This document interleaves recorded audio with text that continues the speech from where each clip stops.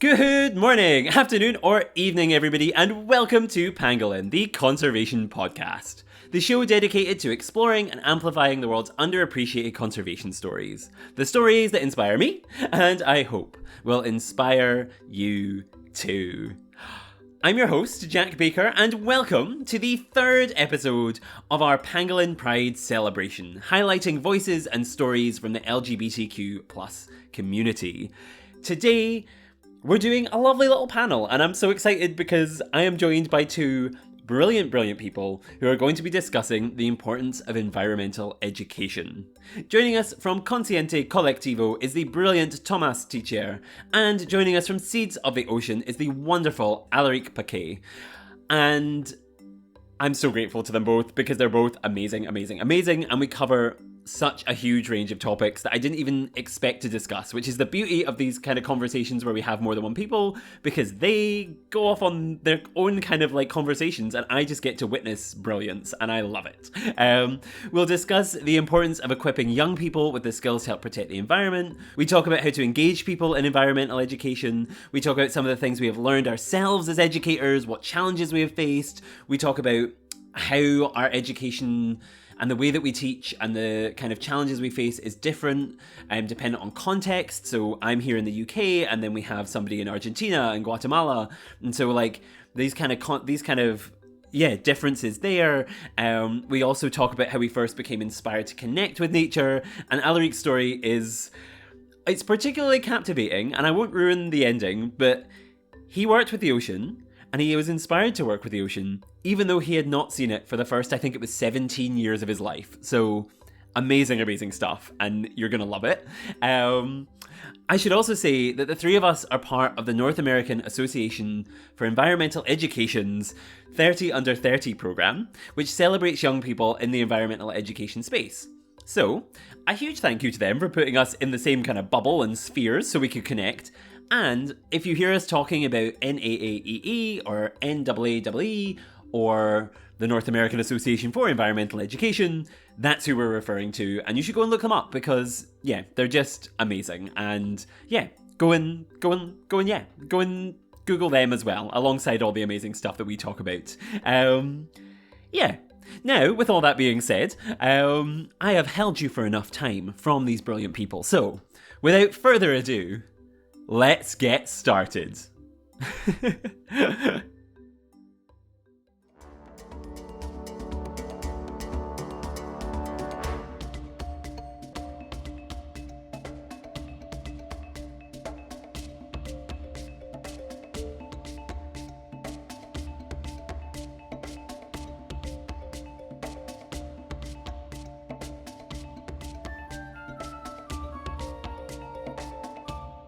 And welcome back to the show. I am now joined by Alerick Pacay, founder of Seeds of the Ocean, and Tomás Teicher, co-founder of Consiente Colectivo, to discuss environmental education and hear their different opinions, takes, ways of doing it. And I'm so excited because it's very rare we get two people at once, two people who don't know each other at once. So hopefully all will go well. We will all get along. We'll have great conversation. I'm so excited. Thank you both for joining me today. Thank you, Jack. I'm so happy to be here and be part of this series. Thank you as well, and hola a todos. It's a pleasure to be here as well.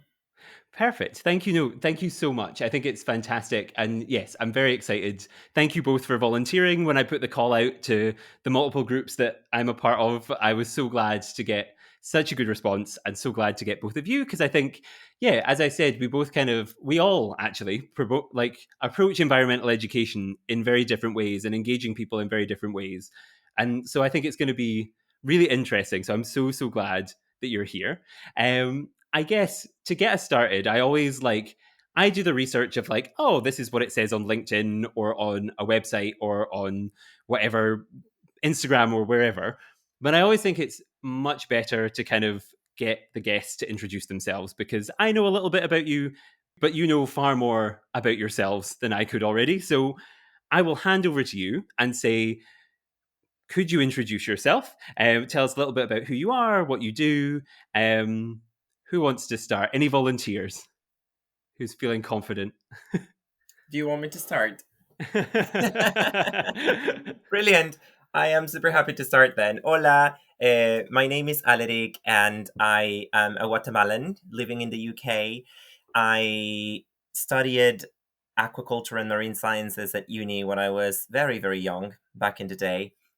And then I founded an organization called Semillas del Océano, Seeds of the Ocean, with the mission to educate people about ocean conservation and the marine and coastal resources in my country. After 4 years, I got a master's opportunity here in Cambridge to study conservation leadership, and that's how I ended up being here.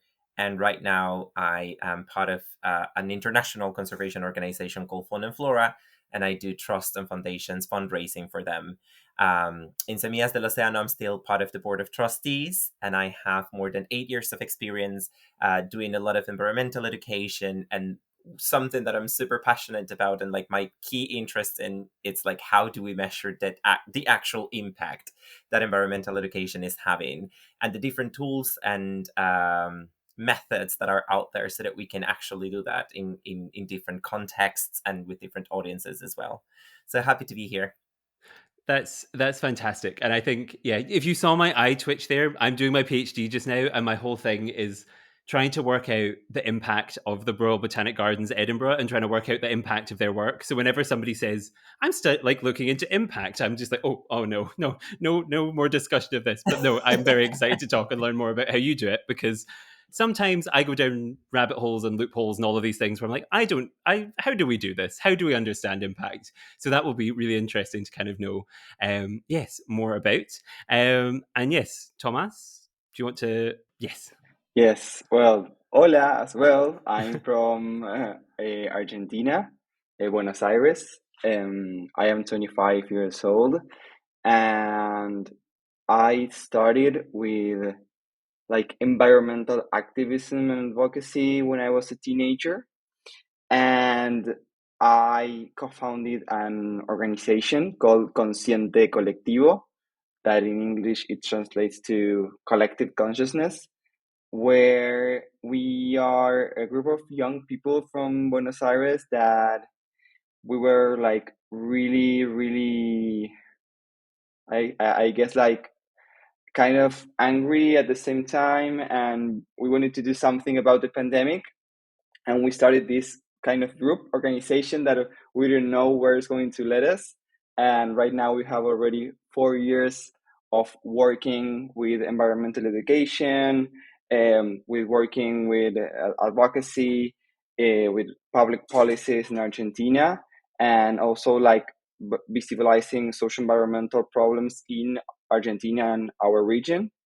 And through these years, I became more and more in love with environmental education. I have been working like all my life in education, and I guess that this is what I want to do the rest of my life.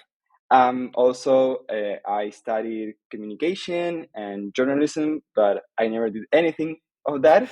So, but I think that these are tools that I have, I don't know, in my head.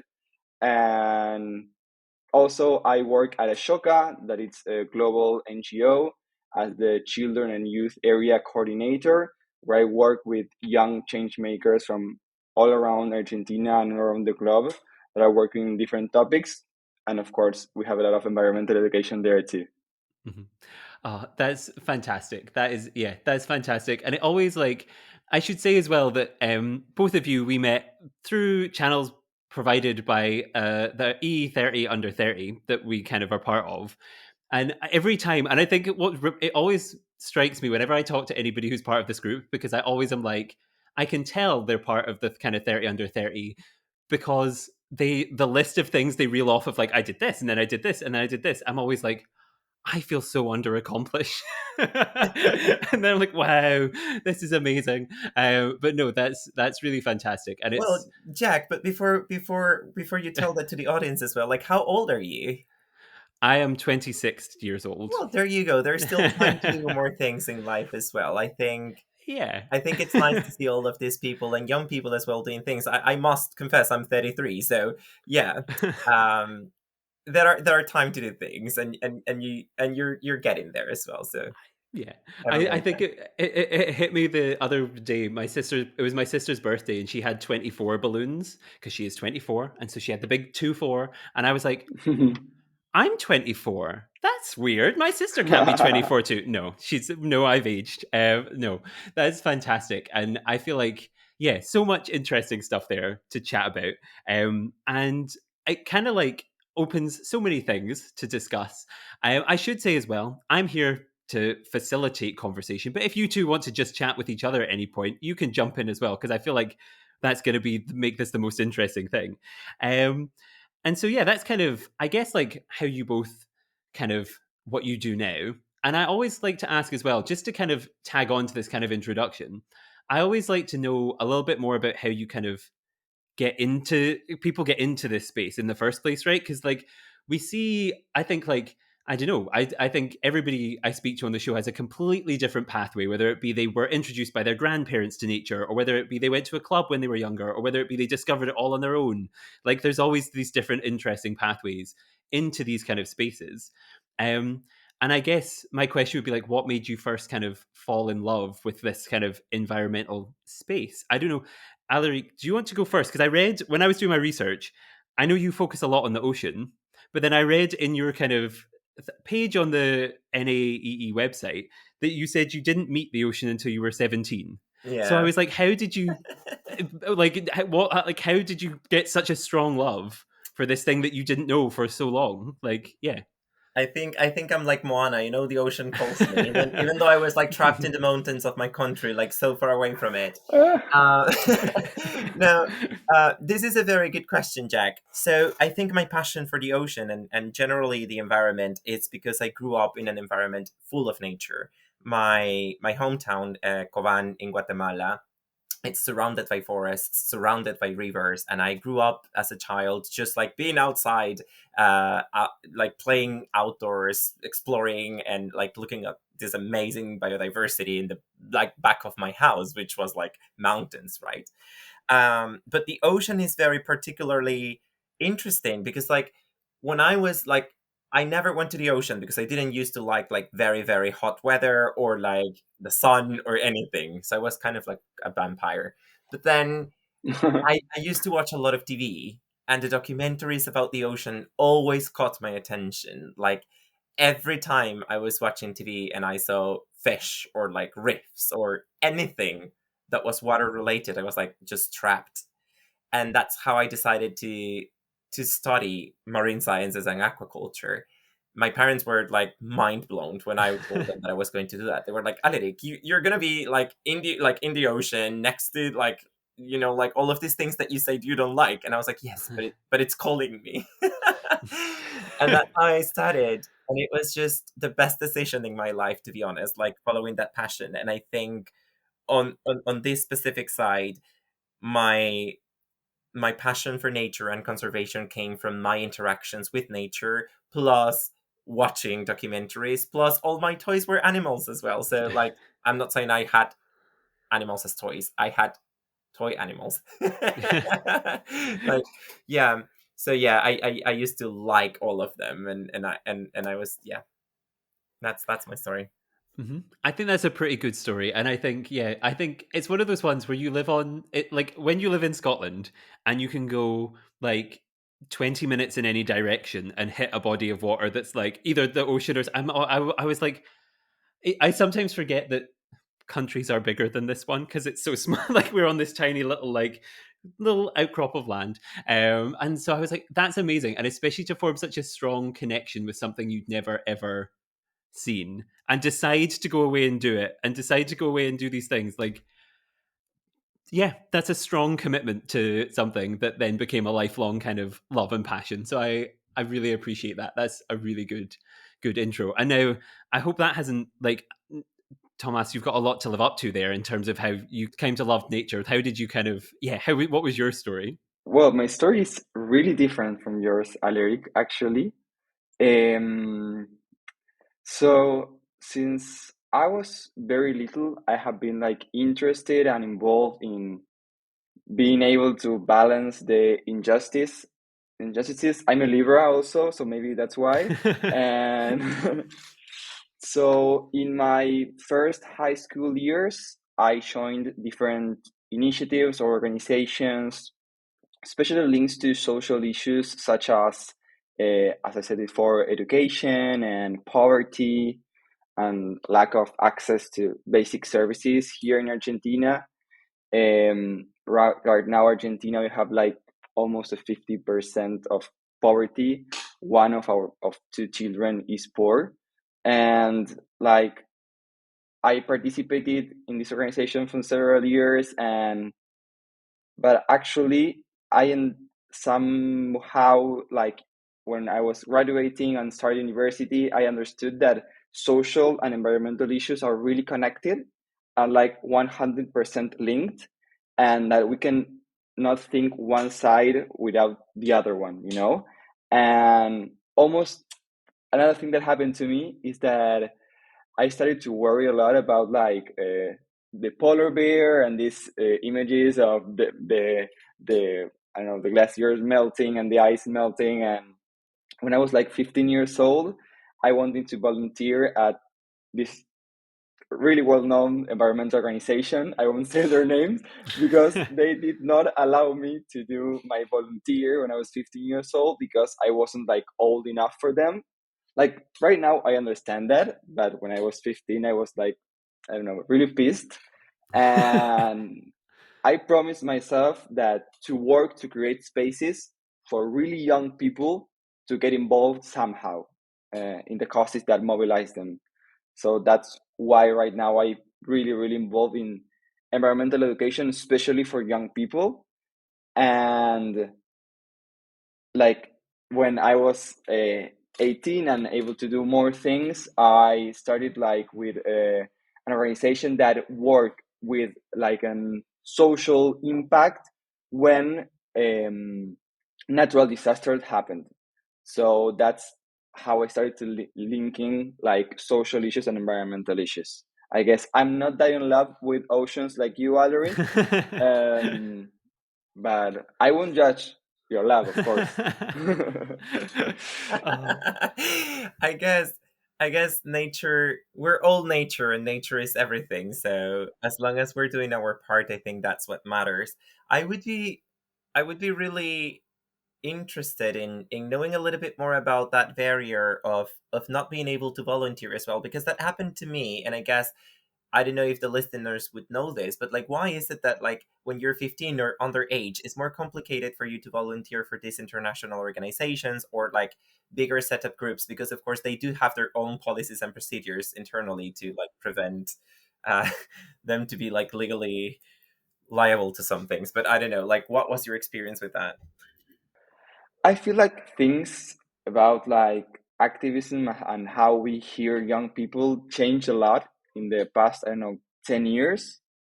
I think, for example, Greta Thunberg, of course, is like it was really radical to see a young girl all over the media. I mean, we have seen young people before, of course, in different summits or COPs, but I think that she had a really good impact on media.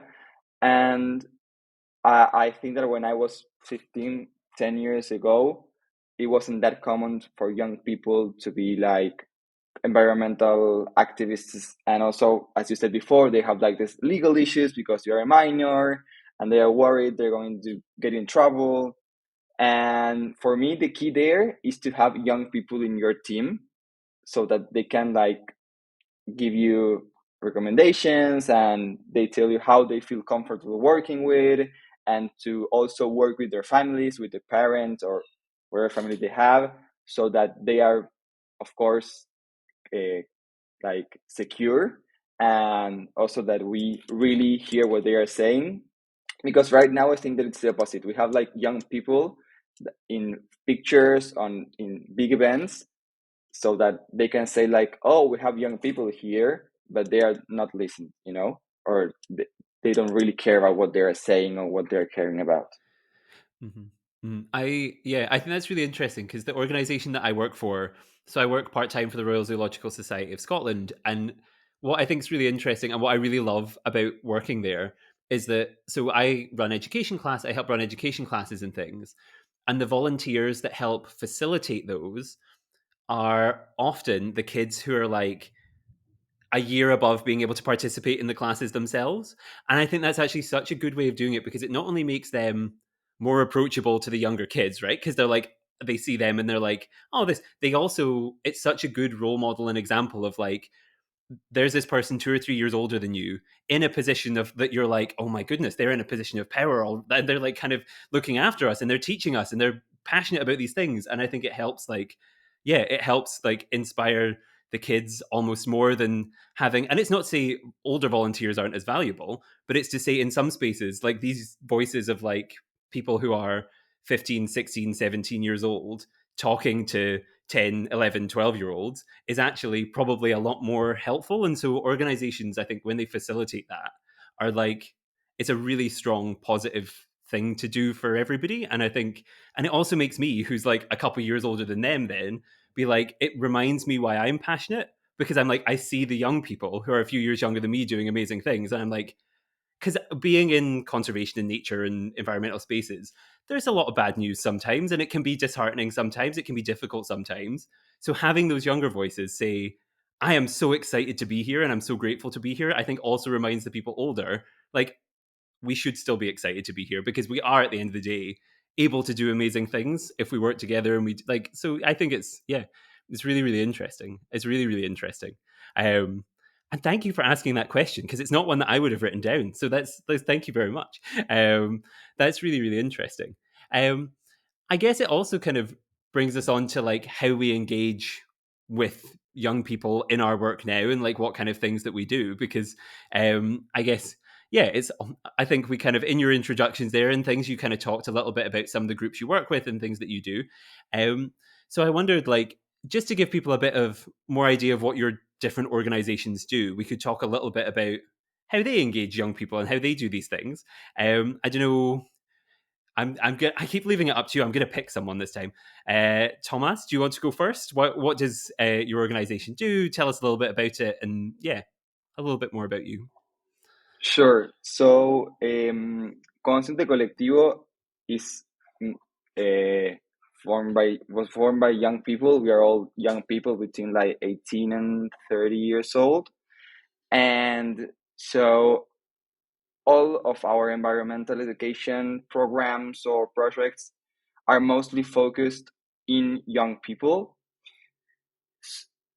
especially because I still I'm still hurting about what happened 10 years ago, and I want to embrace that. No, but actually because sometimes, I don't know if this happens in different countries, but sometimes when you want to get to know more about I don't know, climate change, maybe you have to be like in a bachelor, a major, or you have to be like, you have to have a lot of money or a lot of time, or like there are spaces for like really, I don't know, grown up people.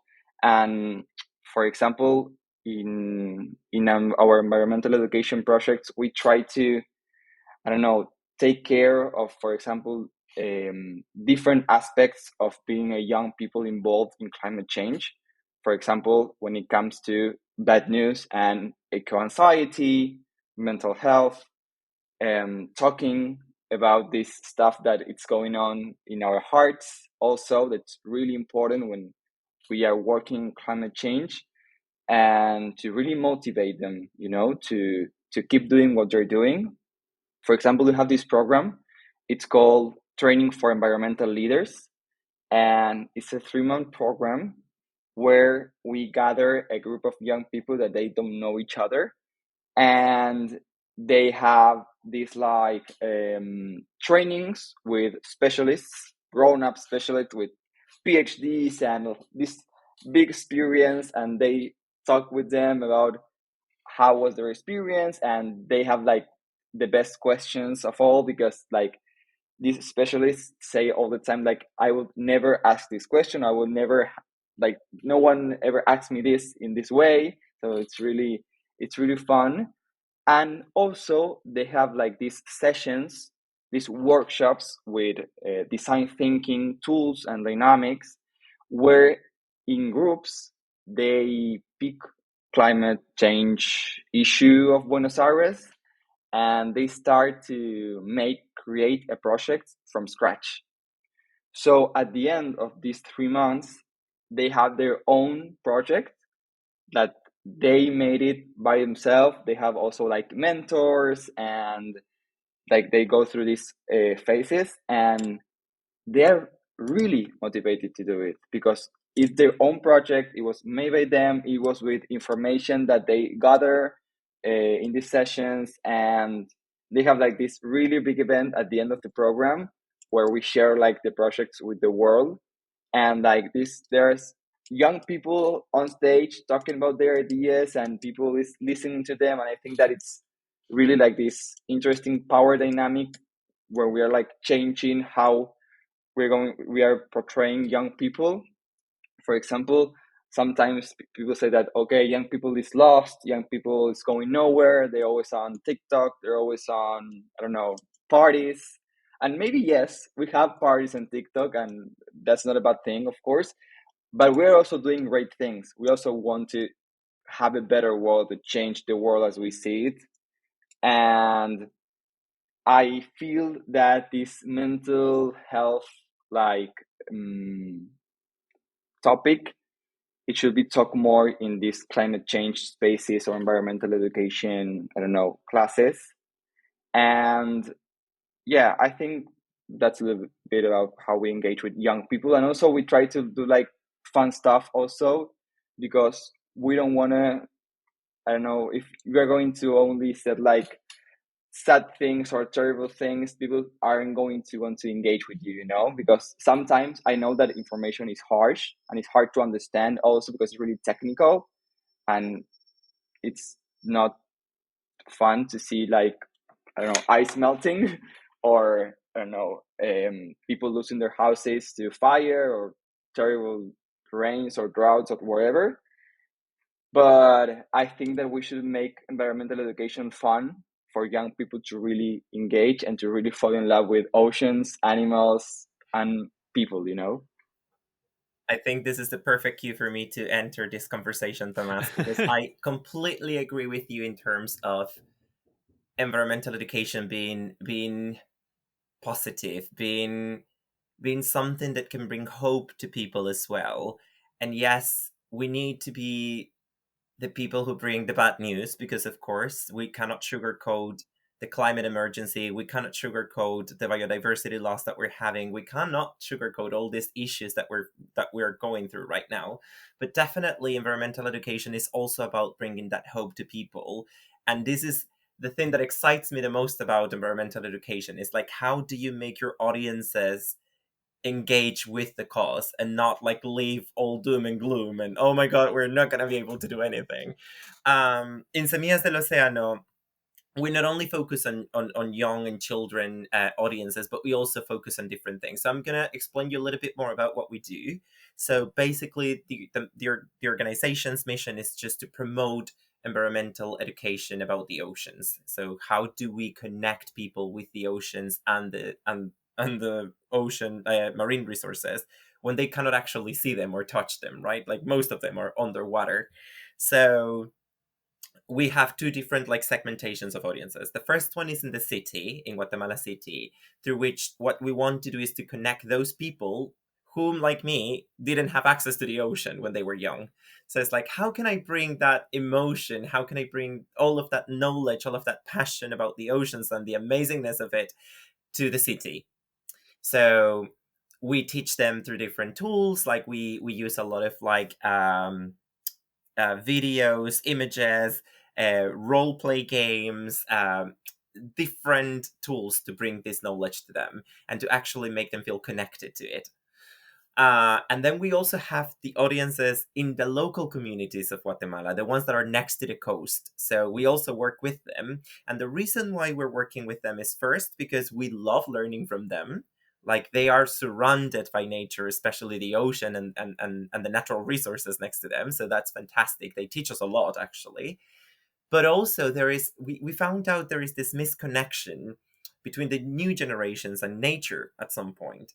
So we ended up realizing that when we were interacting with the local communities, the coastal local communities of Guatemala, the elderly tend to have this like cosmovision of the natural resources. They were like, yes, the natural resources are a way of making a living, but they also respected it in certain way, and they connected it in certain ways, sometimes very religiously, or like, you know what I'm saying is it wasn't only a resource to use, it was something else. It was something valuable, something important, something that they felt connected to. The newer generations, though, they were losing that because they didn't continue engaging with nature in that way, and they were just looking at it as a resource to exploit. So we decided to bring in all of this like knowledge as well to them again, and try to reconnect like what their previous generations used to think about, like the oceans and the marine resources and everything. So in Semillas del Océano, we also have these programs for them as well. And something that we definitely encourage for the different audiences is like to always take actions. So that's a critical component in all our environmental education programs. It's like we give you the knowledge, and usually we visit communities or a group for 1 year. And throughout that year, we give them like a whole curriculum of like ocean literacy. And then at some point, let's say like 7 to 8 months, like already like, yeah, in that program, we start planning the actions, and all of these actions come from them. So we just give them the tools and the skills and the knowledge, and then certain actions come from them according to what they see is important for them as communities, and then they plan their actions and start implementing them. And there is something very powerful in giving power to them, right? Like for them to decide what's important, what matters, how is it that I want to do it, and what I think would work in my community, in my space, rather than you coming with a prescriptive project saying this is what you should be doing. So yes, I think I can tell you thousands of stories, but like the one that always pops to my head is about this like little child that was part of our program. Perhaps he was like 7 years old, and he was part of this environmental education program to reduce the marine debris on the beaches of Guatemala. And we were teaching them about the impacts of plastics in the coast, for like not only for nature but also for people. And the program finished. I visited this community a year later, and I just saw this child running like he didn't see me, right? I was speaking to his grandpa. And then the grandpa was like, "Oh, my child is like a little bit crazy," but he said it in a very good way. I was like, "Why?" And he was like, "Yeah, like last year there was this group of people who came to teach them about plastics and pollution, and he didn't know it was me." And I was like, "Oh yeah, tell me more." And he was like, "Yeah, like now ever since each Friday he wears this T-shirt that said like beach cleanups." And he just like goes out there and collects trash, and he's bringing other friends to do it and everything. And I was like almost crying of happiness at first, and I was like, oh my god, this is so cool. And these are the things, like these are the kind of like stories that environmental education gives you as well, like the opportunity not only to plant that seed of knowledge, but also like to see it sprout and become attitudes, become new behaviors, become new perceptions of people. Oh, it's just so fantastic. Sorry, I got too excited. No, I think we were both on like the edge of our seats, being like, "This is the best story. This is a great story. I love this. This is no." I think that's the perfect answer, and I think that's the thing, right? Is good environmental education. Because I remember growing up, I feel like we had like a climate change topic in school, which was basically like, here's a sad picture of a polar bear. The ice is melting. That's that. Like, and I think that is a very good example of how not necessarily to do environmental education. And I think like the common theme between both of your work that's kind of come up is this idea of like not just saying this is what's happening, saying this is what's happening, here are the tools if you feel inspired to do so, to do something about it, and then encouraging this kind of behavior and taking ownership of like, we can do things if we put our minds to it, we can have these kind of things. And I guess that's the kind of common theme that runs through both of your work. There is this like idea of not just going, here's some facts, it's here's some facts, here's some resources, here's some training, Hmm. training. And if you like are interested in doing more, you can. It's really, really interesting to hear more about. Like really interesting. Yeah, Thomas. No, yes, and I think that also what Alerick, with the story that you told us, what I always said is that environmental education, it's like something more medium or long term sometimes, that you cannot see the impact right away. And that's something that in these times of TikTok and everything being in 15 seconds, it's really hard to understand for some people that maybe if you're like planting trees, it's more obvious like the impact. But environmental education, you have to things like take their own pace and some minds to really understand the complexity of it all and how everyone will act in their own way. Maybe this kid wants to do cleanup, but other kid or teen wants to, I don't know, upload something to social media. It depends of your personality, of course. And also, Jack, you told us that in school you have like climate change topic. Yeah.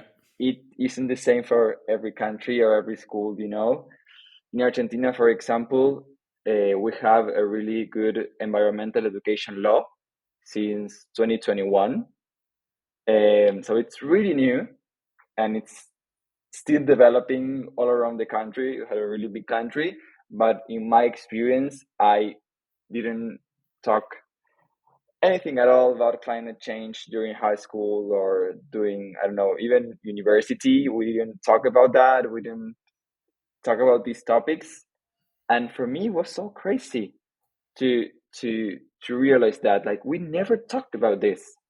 And I don't know how like we want things to change if our formal education isn't changing all around the world and talking about these issues in classrooms, you know. I don't know how is it in Guatemala, Alerick. I have to agree with you. It was the same for me. Like, oof, this is like so many months ago.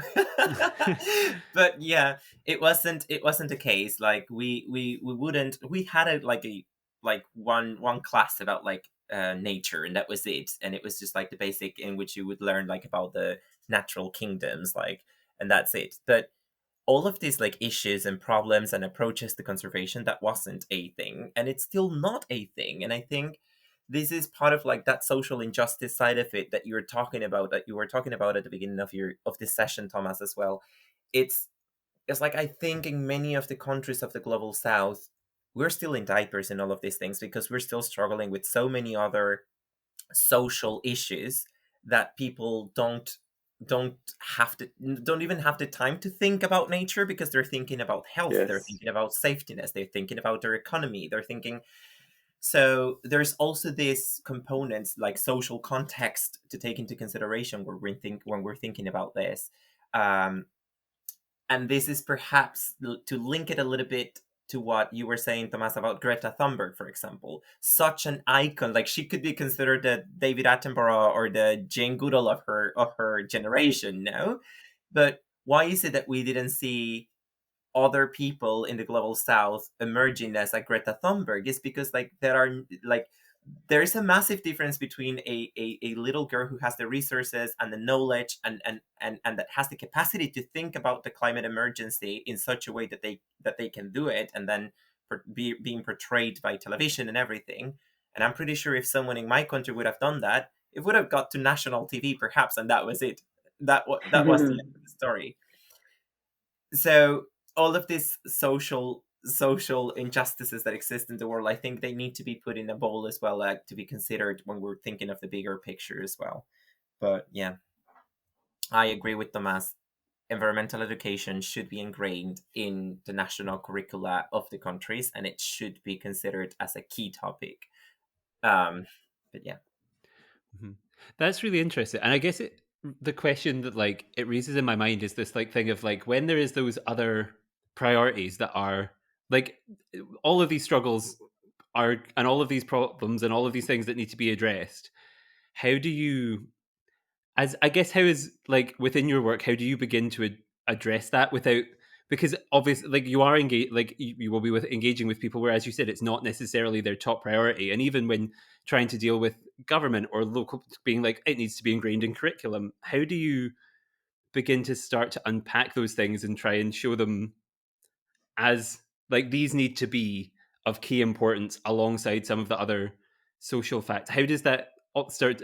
That's a very hard question to answer, but, like, is there a way that you kind of rationalize that and try and put it all in your brain and organize it in your brains? I don't know if anyone feels particularly equipped to answer that question, because it's a really challenging one, but it's I think Thomas, since your organization is working more towards the Mhm. social justice side of it, you would be better placed to Mhm. say this. But like, to me, like in my personal opinion, it is mostly through advocacy.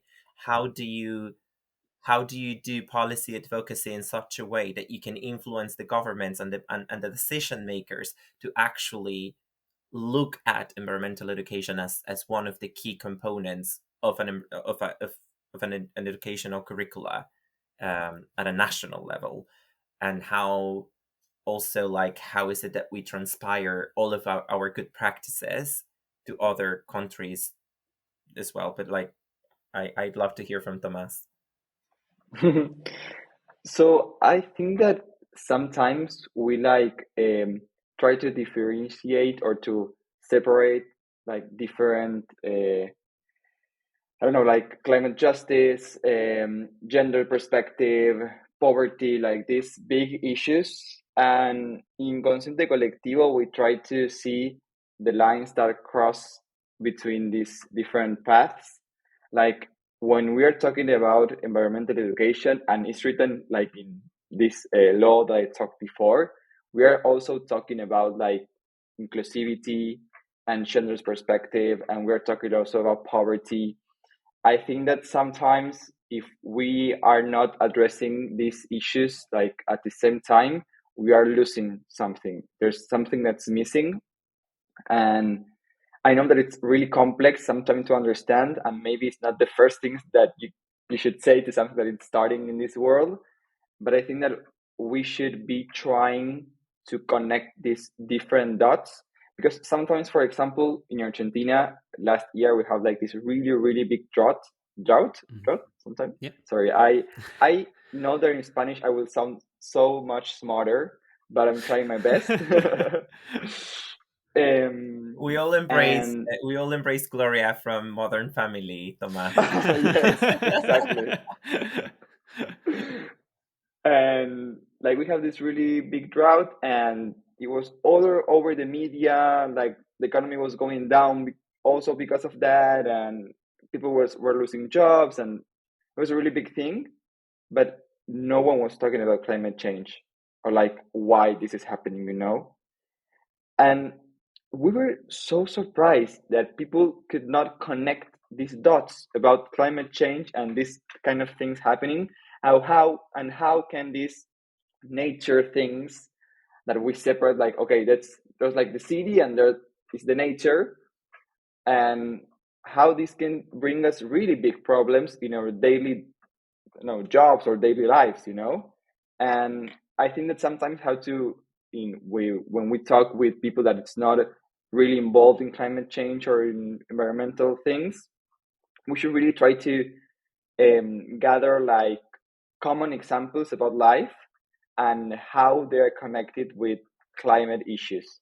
And I think that's like a really good key to really keep it simple, and keep it simple but talk about complex things. I don't know if that makes sense. Um, but I think that it's a really good start to gather more people to the environmental community. Mhm. Mhm. No, that's it's really really interesting, and it's something that, like, yeah, I think that's the thing, is like trying to get everybody to understand that all of these things are linked. And I think it's very different, I guess, for, like, I don't know, I'm trying to reflect on my own experiences and things and be like, what are the differences, right? Because obviously very different context, very different people I'm talking to, very different people I'm reaching. And so it's like, it's interesting to kind of think like, how do we do that? I um I think, yeah. Jack, just before you move on, I think the answer again comes back to education. No, and this time I'm not only speaking about environmental education, I'm speaking about education itself. Like, how education is a way to build bridges between people as well. No, so how do we connect all of these little dots, as Tomás was saying, and how do we make sure that like the different cultures are understanding each other as well, and their differences and commonalities? I think it all comes back to education. It's a key. It's a powerful key that we should be using, and as environmental educators or educators, we should be considering all of these different dots when we're talking about issues, if we want to build those bridges and become closer as humanity. Mm-hmm. Mm-hmm. And yeah, I guess that actually leads nicely into a question that I'm gonna ask you about, Alerick, because I think it's something that like I'm intrigued by because of your work, but also I think kind of relates into this conversation that we're having. Is like, and we've kind of talked about this, how it's a longer term. Sometimes you don't see these kind of things immediately. So how do you, in your work, begin to, when we're talking about these big kind of ideas and things that take a long time to change and issues that are not necessarily linear or simple, and then you have impact to try and understand, that becomes a real challenge, right? Because how do you understand the impact of something that goes in 100 different directions? And like, how do you begin to unpack those things? Oof, we're getting into the nitty gritty here, Jack. It is indeed a tough question, Mhm. and again, as Tomas has already said, environmental education is something that takes so long to Mhm. see impact on, right? Yeah. Like, I think I have to begin by saying that a key issue we face as environmental educators is the funding and the misperception of donors thinking that you are going to prove impact in a 1-year project or a 2-year project, right? So we need to stop that thinking, because we will never be able to prove impact in such a short term. Impact can be measured in so many different ways. What we're doing in Semillas del Océano and what we consider impact is the actions that are taken after the environmental education programs we have. And that takes time and resources. So what I'm saying is, like, after this story that I told you of this child going every Friday to pick up debris from the coast, I was like, ooh, and this is like a year after we finished this program. And if we weren't here, we would have never known that he was still doing that because of this program. So how do you do that? Like, I really think that in order to measure this impact, you need to budget in your projects those like long-term visits to the places you've been, just to check what has been happening in the places you've been able to reach, the people you've been able to reach as well.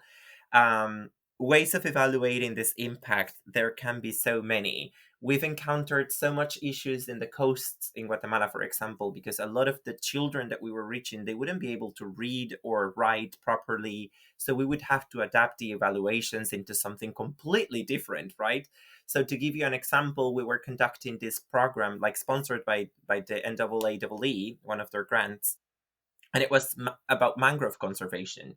And we wanted to know that the children actually knew what were the causes of like mangrove loss, but also what actions they could take to protect mangroves, and if they understood like the whole um complexity of like the ecosystem services that they provide, and the species that they live that live that live in the mangroves. So thanks to like one of the people there in NAAE, we ended up like developing this tool in which they drew um instead of doing a conventional test. I don't know if this makes any sense, but like before starting the project, we asked them to draw mangrove, and how would they see themselves there. And we would have like a tree, like a normal tree, not even like a mangrove like kind of tree, no water in it, no species in it, like children were drawing themselves so far away from it and all of these things.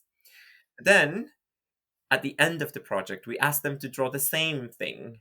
And it was so nice to see, with such a simple tool such as a drawing, to see them like including many different species that were like living in the mangroves. They already included like the water, which was important for them, the trees looked more like mangroves, the ones that they studied throughout the program, and they included themselves interacting with the mangrove. And some children even like put in part of their drawing, they put some of the threats of the mangrove, such as deforestation, to use as fuel for the stoves for some people, or like construction, and they interacting with the adults to tell them that they shouldn't be doing it.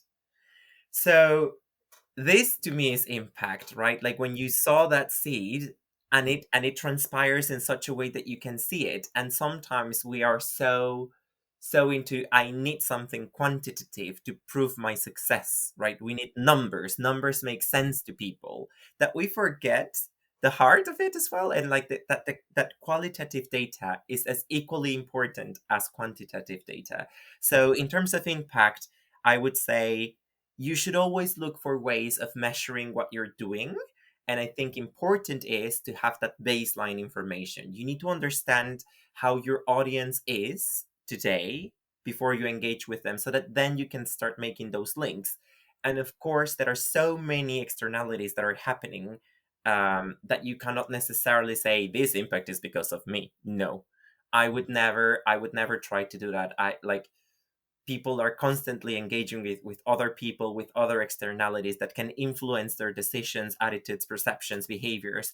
Um, that I would say it would be very bold for a project to say, because of me, people are mm, mm, hesitant about it.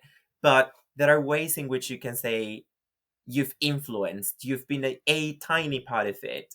And that's something that matters as well, because change comes from tiny, tiny steps, right? And to link it back again to funders, just because I work with fundraising, I think this is what we should be teaching donors about as well. They want to see this like shiny, fancy results and impact. And it's not about that. Like, these little changes are what matters, because they are the foundation of a bigger change. It's like bricks of a house, right? You want to see the house, but you also need those bricks before you can see it complete. So yeah, that's how I see it. Mm-hmm. I'm going to clip that and send that to my PhD supervisors, because that is yep, I loved everything you said there. Yep. Because yeah, that's the challenge, right? Is like, I think when I started my work on my PhD, I started with like, I'm going to study the impact of the botanic gardens. And then I realized, like, trying to understand that, I had to go back a few steps and go, what I want to do actually is understand the processes by which they get to the impact they have, because they publish a book that says we have saved this many species, we've reached this many people through our education programs, we've reached this many people have entered the garden and had a look round, and that's all great and wonderful. But I think it's that story that comes before, and so my research kind of changed from this kind of focus on the impact to, well, how do we get to that number? How do we get to that species you've just like researched? How do we get to that child's like how do we get there, and trying to understand the perspectives of like both the staff members and the people who collaborate with the organization in like various contexts. So they work with like artists, and they work with people who live in forests, the charities, and people who live in the forests in Nepal, for example, or in wherever they work all across the world in all these places. So trying to understand the experience and the processes of getting to that impact, I think, is really challenging, but really, really interesting. So it was really interesting to hear your kind of take on it. I guess, unfortunately, I keep looking at the clock and wishing it was going a lot slower, because I feel like we are talking about a lot of really interesting things. But I guess like I have to keep the conversation moving a little bit on. And so what I wanted to kind of ask, just to kind of wrap up this kind of section, before we move on to me asking a couple other questions, is just kind of to wrap up this kind of section about your work. I think it would be really interesting, right, for people who maybe haven't entered this space or been considering this space. Like, what is something you've learned being in the environment? What is the main kind of takeaway that you have for being in this environmental education space? What one of the big lessons you've learned personally in teaching other people or educating other people? Like, what is one of the biggest takeaways that you've taken away yourself? Would be an interesting thing to know. I don't know. Should we go with who? Well, I was going to say, Thomas, you haven't spoken in a while. I'll give you a chance. Give give him a chance to rest his voice before we go into the final questions. Yes. Okay, so first, I want to say that I'm 100% agreeing about what Alerick said about funding. So I just wanted to state that. And so around this question, well, I learned a lot of things working in environmental education. So, like, I learned specifically how everyone can be involved in environmental education somehow. But what I understood is that not everyone is going to be approachable in the same way, and we have to understand contexts. We have to understand, like, for example, it's really different to talk someone who lives in a city, someone who lived, I don't know, someone who is 15 years old, someone who has higher education completed. So we have to really change our dynamics between these different contexts of people. And sometimes, sorry, when, like, educators, we have our own, like, workshops, that we have our own presentations, we are like doing the same things over and over again in different schools or in different places or events. And I think that we should adapt how we talk, how to communicate with these different types of people, and that's really hard because there's a lot of work, a lot of research about our audiences. But as you said, Jack, before, like, there's a lot of people that are starting to get involved more and more, and we had to understand what they're looking for. And for me, I try to remember how I started, like with really basic, simple things, like, for example, recycling. Like, I started that way. I understood that it wasn't enough for me and the impact that I wanted to make. But if I approach to someone that hasn't even started with something in this environmental world, and start saying them, like, we need these laws and we need these Hmm. technical things, and they wouldn't understand me at all. So I Yeah. think that's one of their main learning things. Yes, yes. I'll say it again. I will say whatever you can do. Like, I think that's the thing, right? Is like whatever you can do, I even if totally it's the agree. smallest thing, do it. I Like if you totally have the agree with you. capacity, like yeah, even yeah, I know like a lot of people. I don't know. I think everyone always laughs at my dad, for example, because he loves putting like making sure the birds that are in his garden, like he makes sure that everything's planted, like so there's places for them to nest and there's things to do, and like that's his way of doing his thing. And like people are like, he loves it's the birds, like it's like no, but that's his way of doing it in his little kind of aspect of doing it, right? And like recycling is some people's way, just reading about it is other people's way, and doing what you can, yeah, like it's like yeah, I think that's the a really good kind of takeaway, I guess. And then the voice is now rested. Having, I feel like you've had your break after your chat. You can come back in. Like, Alaric, what is your Yeah. kind of takeaway or learning? Um, I think for me, same as Tomas, is that adaptability, right? Adaptability is a key takeaway from being an environmental educator. But the other things that I've learned as well is to be hopeful. Like, that's another thing, right? Like, you see hope in every single individual you're able to reach, and when you actually see them doing something. So hope is another thing I've learned.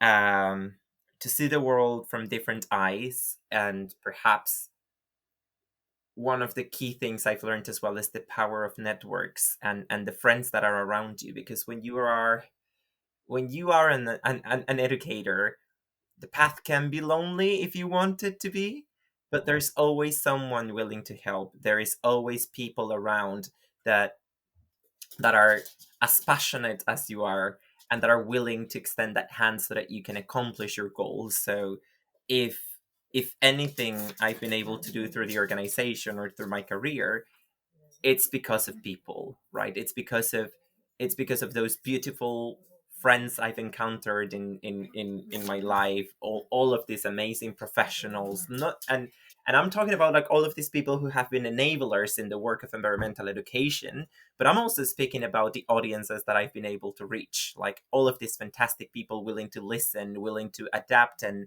to taking this information to transform it into actions. So yeah, I would say I've also learned that amazingness of like people when they want to do something together. Mm-hmm. Another yes, and I think something that doesn't get said enough is like these things of like the people round about you are like, yeah. I think we live in a world sometimes where it's easy to where credit is to be given to want like people want to claim it and be like, I did that, I did this thing, but like I don't think any of us are built on one. None of us do anything. This podcast, for example, this is my thing technically. I chat to all of you, but I wouldn't be able to do it without the support of you two for guests, without the support of like my family who give me the time to like disappear and do these things, with my friends who say this and maybe talk to this guest or help with the editing or appear and come on. Like all of these things are not individual things. And so yeah, I think that's a really nice kind of way of like, yeah, learning from and growing from those around you is very, very, very, very important. Um, and I guess it also kind of touches on the next question that I was going to ask, um, which is, I think so for this series, we're kind of the whole series is kind of going to be coming out throughout the month of June to celebrate the fact that like there are so many amazing people from the LGBTQ plus community in the field of conservation or environmental education or nature in whatever aspect they do it. Um, and I think a big part of this series, right, is about celebrating people and supporting people. And I want to know like and I've been asking every guest kind of if there is someone listening to this who feels like necessarily, oh, well, this isn't the space for me. Maybe this isn't like, I don't fit in this bubble or in this kind of sphere. I wondered what you would say to them to kind of encourage them to be in this kind of space and kind of, yeah, and engage in nature and conservation in these things. I guess who wants to go first on that one? It's a hard question, but I think yeah. I would love to say that if you don't feel that you belong in the nature bubble, then where, right? Like, what is more diverse than nature? Yeah. I think conservation is so diverse, and it embraces the same concept as nature. Like, the more diverse you are, the more resilient you become. So I think it is your space, regardless of what you're doing, what you think you can or can't do. There is a space for you, and whatever you do matters. So, as a listener, I would say, welcome to nature, welcome to diversity. Um, even if you don't consider yourself an environmentalist, an ecologist, a biologist, no, you don't have to be like that. You can be a lawyer, you can be a doctor, you can be, I don't know, whatever you can be. But that's exactly what we need. We need everyone on board if we want to protect nature together. Mm-hmm. I think, yeah. And I love the flagging For of other careers. Mm-hmm. Just because, yeah, I think that's the thing. We forget that it's not just us who are really passionate about it and this is our lives. It's the doctors and everybody else we need as well, I think is really relevant. Sorry, Thomas, I interrupted. no, no, of course. So for me, I think that if you are listening to this and you feel that you don't belong in this space, I reassure you that we want you here, that we are here to talk with you, to see how you can fit here in this space, and that I don't know if this is a good thing or not, but we're going to need you every day a little bit more.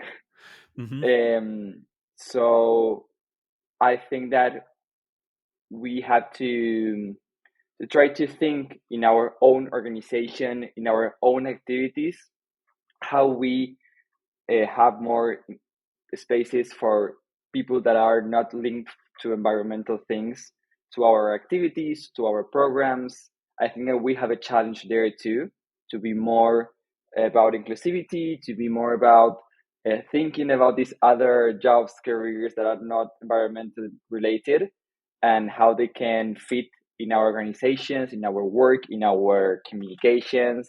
So I think this is a two-sided job for them to become involved and for us to make our spaces even bigger for them. Mm-hmm. Mm-hmm. Yeah, I really like that because I think a lot of the time, yeah, when I ask people this question and when I ask people just in general, like, how can people be involved? How can people do it? It's a lot of like, in every episode I ask, like, how can people be more involved in conservation? Like, that's usually the question that I finish with. And I think, or one of the questions I finish with. And yeah, it's often, you should do this, you should do that, you should do the next thing. But I do think that's a really important thing to highlight, right? Is that if you are listening to this from an organization, or if you're listening to this from someone who wants to create a space or has a space, yeah, how do you sit down and reflect maybe on how you make that space open to others? I think is really, really, yeah, really, really important and really, really interesting. Um, both excellent answers that I think, yeah, I really, really loved. And I guess it does kind of, this means oh, alarming. Hijack. uh, no, the final thing that like I want to ask is that like, and I ask this in every episode, and I think it's a really important kind of question for the show. It's the context that I like to kind of give because I think like the whole show, the whole podcast is about underappreciated things, right? It's about underappreciated projects or wildlife or whatever it is. It started with the pangolin, and now we're here with other underappreciated narratives and things and all this stuff. So, what I like to ask is, what is your favorite underappreciated species? What plant, animal, whatever it would you shine a light on to kind of get people to go, not enough people know about this, not enough people love this. You should go and look at that. What would your kind of answer to that be? I don't know. So Tomás? Mm-hmm. I don't know if people know a lot about Argentina, but Argentina is a really, really big country. And like the southwest part of Argentina, it's really, really cold, really cold. So we have penguins. I don't know if people know about this, that Argentina has penguins and that we have a lot of type of penguins, but there's this penguin that is a penguin of Magallanes. I don't know how it's called in English. Like maybe I will look for that after this. But it's this really really beautiful penguin, and it's a really fun penguin. Maybe you should look after this conversation for it. And I wanted to highlight this penguin because I I feel that biodiversity in Argentina it's really really cool because we are so large and that we have like these really mountainy animals. We have like this warm type of animals, and also we have like these penguins in the south of our country. And I wanted to highlight our biodiversity, national biodiversity, like this. Mm-hmm. I think that's a fantastic one because yeah, I think yeah, when you have something that like is so instantly lovable, but sometimes somehow people forget that it's there, and it's like I think that's a good choice. I think that's an excellent choice. And then I don't know who is our. I mean, we're getting 2 for 1 this episode. So who is our penguins Oh accompanying my god. species? I'm not going to talk about a species. I'm going to talk about an underrepresented group, actually, which is the Okay. fungi. We talk about fauna, we talk Mm-hmm. about Mm-hmm. flora, and we Mm-hmm. tend to leave fungi behind. And I Yeah. know I love the oceans, but fungi, come on, like we never speak about them. So I would definitely Mm-hmm. encourage people to get to know a little bit more about their fungi. They're not animals, they're not plants, and they can see this amazing documentary on one of the streaming services. I don't know if I can say the name here. I'm not advertising. They're not paying me or whatsoever. But there is this documentary called Fantastic Fungi, which is Mm-hmm. amazing, and it blew my mind when I watched it. I was like, oh my Uh-huh. god, yes, fungi. Um, Mm-hmm. yeah.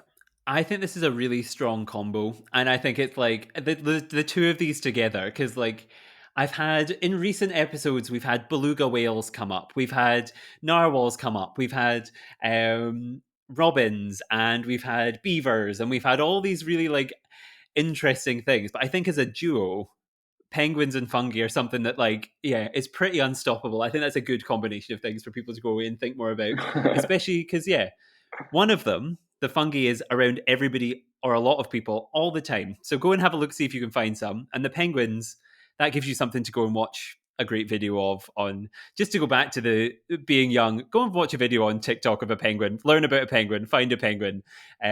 Yes, excellent choice. And yeah, tell people that there are penguins in Argentina, because clearly that is not well known enough.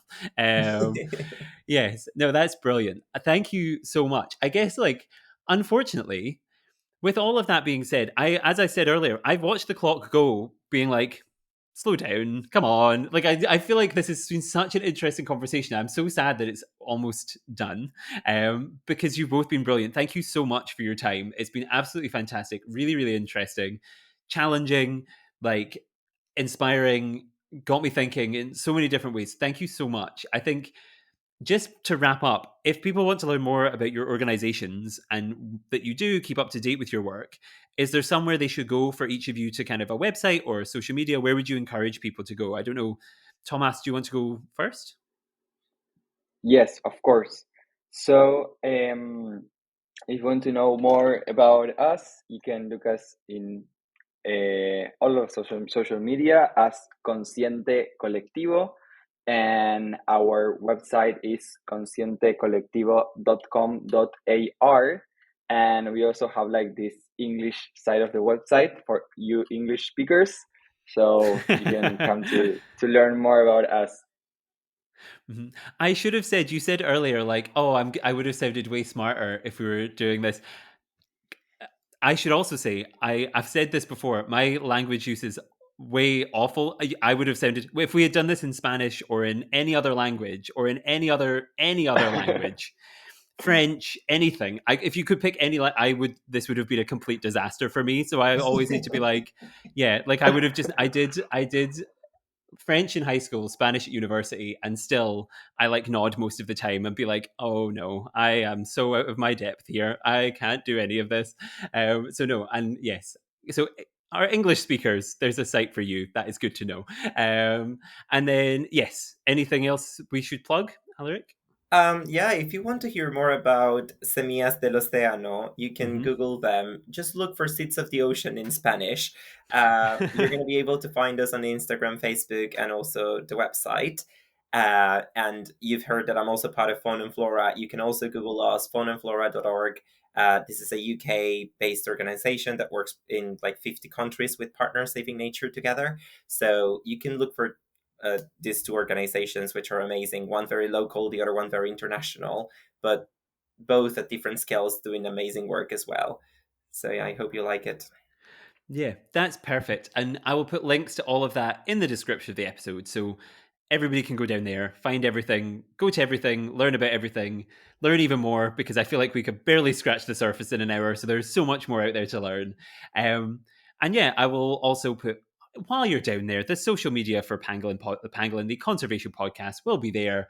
We're at Pangolin Podcast on everything. Subscribe, review, do all those nice things for us. All the classic podcasty stuff will be there. Please do it.